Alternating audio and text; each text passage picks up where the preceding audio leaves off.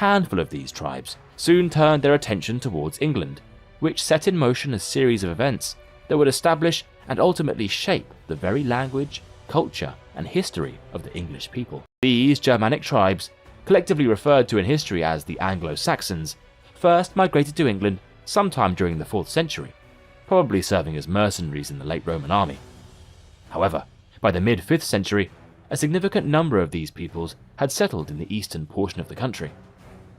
In either case, the Anglo-Saxons replaced the Romano-British language, culture, and people with their own Germanic customs and ways of life.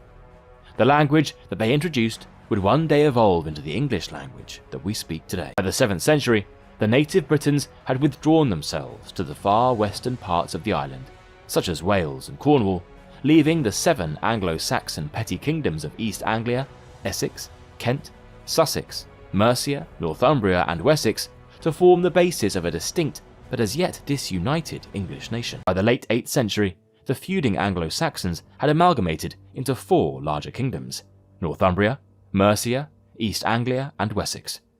However, the very survival of Anglo-Saxon England would soon be called into question when fleets of longboats suddenly began to appear off the coastline in the late 8th century.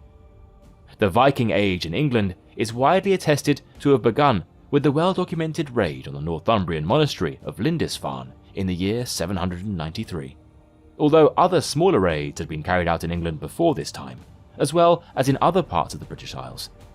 What began as sporadic attacks on isolated, treasure-laden monasteries continued well into the following century, but in the year 865, however, the Vikings adopted a change in strategy, from hit-and-run raiding to one of conquest and occupation. Late that year, a vast Viking army landed in southeast England with the intention of taking the land of the 4 Anglo-Saxon kingdoms for themselves.